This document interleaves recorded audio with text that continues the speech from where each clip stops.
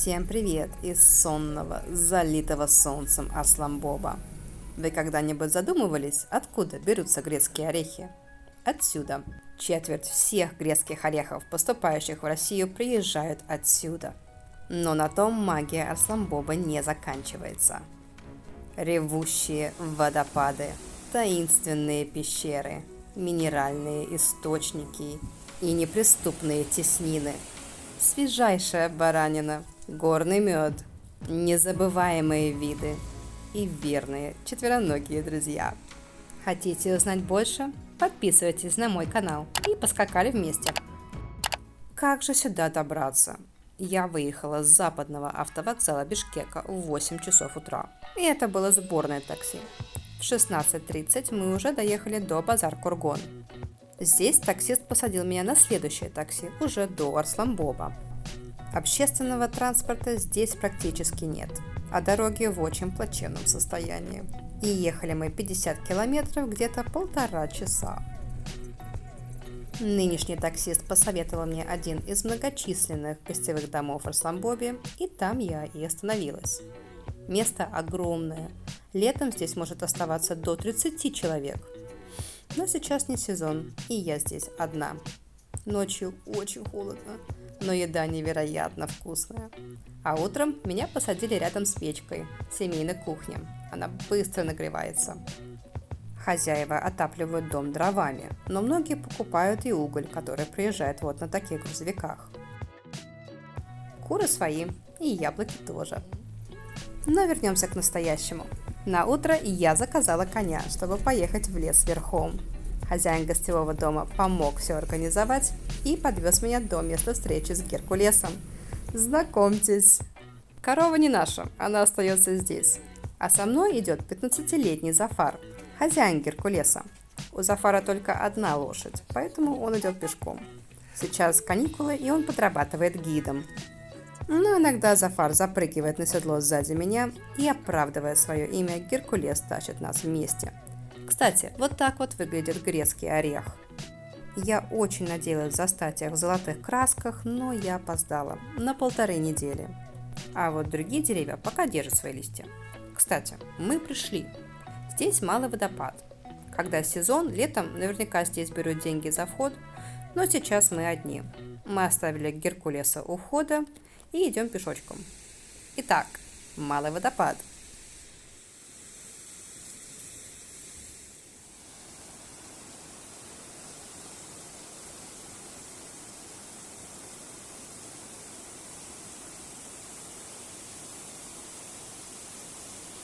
По левую и правую сторону от водопада идут ступеньки.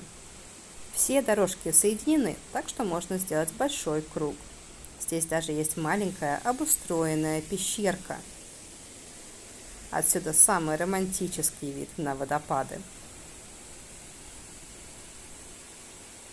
Можно даже спуститься вниз к самой воде и пройти под водопадом. Но там очень большой спрей, так что предупреждаю, убирайте свои камеры. Водопад можно разглядеть со множества разных ракурсов.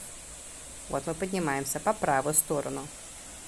А вот и тот мостик, с которого все началось. Помните первый кадр? Тем временем мы поднимаемся выше и выше на обзорную точку. Здесь небольшая чайхана, и летом здесь можно заказать чай, кофе и полюбоваться водопадами. Но сейчас вид тоже потрясающий. А мы пока подсокали дальше.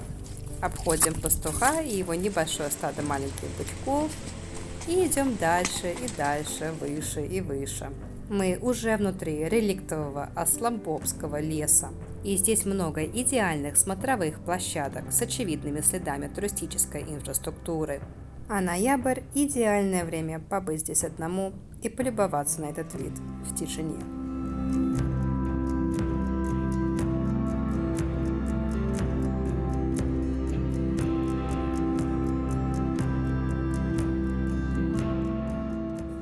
Это место называется Панорама. Сейчас пойдем посмотрим, почему. Ага, с этой стороны идем. Хорошо. Вот там вдали маленькие домики. И вот там тоже домик есть. А здесь прям вот такая беседочка. Можно здесь сидеть, пить чай. Зафар говорит, что летом здесь лагерь, туристы приезжают. А мы идем на качели. Качели классные, но в них сидеть сложновато. И веточка немножко трясется.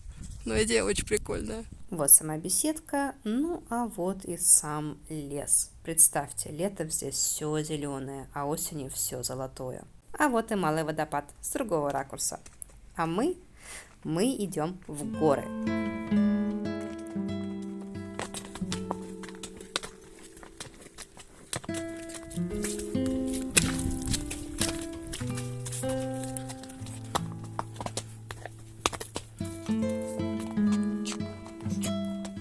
Папочка увидел.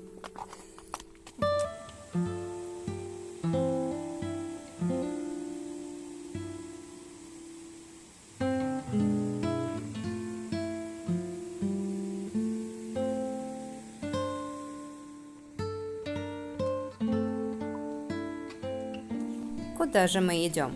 А идем мы к большому водопаду. Давайте я покажу на карте. Вот здесь был малый водопад. Где-то здесь панорама, а вот здесь у устья реки большой водопад. И он очень большой, 80 метров, но он очень далеко, и я не хочу туда идти. Но если вы смелее меня, то ищите вот такой странный знак, и ступеньки к большому водопаду начинаются мимо него.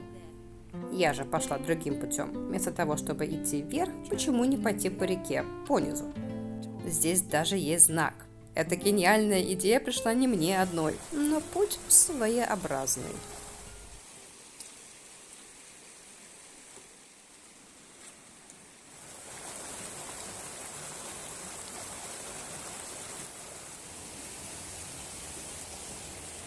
Написано, что дальше прохода нет, но, очевидно, здесь кто-то ходит. Была бы я одна, я бы полезла дальше. Честно-честно. Надо будет как-нибудь вернуться летом и все-таки туда слазить. На этом моя конная прогулка заканчивается. Я прощаюсь с Геркулесом и Зафаром и иду дальше пешком. Помните вот этот кадр? Это он же, только с другой стороны долины. Эти склоны тоже покрыты орешником, и отсюда открывается шикарный вид на главный массив Арсланбобского реликтового орехово-плодового леса, который занимает аж 150 квадратных миль на высоте 1202 метра над уровнем моря. Высота деревьев достигает 30 метров. Ежегодно Киргизия экспортирует в районе 300 тонн грецкого ореха, зарабатывая 7 миллионов долларов. Арсланбоб и ореховая индустрия обеспечивают 16 тысяч рабочих мест. Орехи буквально валяются повсюду. Только не перепутайте их вот с этим продуктом переработки от лошадки. И эта тропинка никак не обозначена ни на одной карте. Чтобы найти ее, вам придется спросить у местных. Но не волнуйтесь, все знают, где она, как ее найти и как с нее спуститься. А сейчас давайте послушаем природу.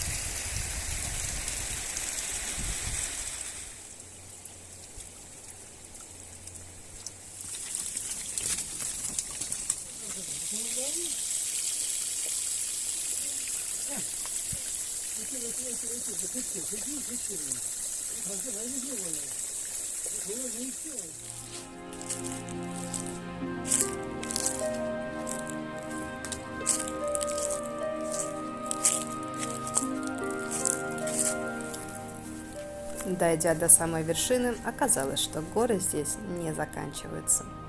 Они идут дальше и упираются в горизонт. Путешествуйте больше. Это хорошо для души.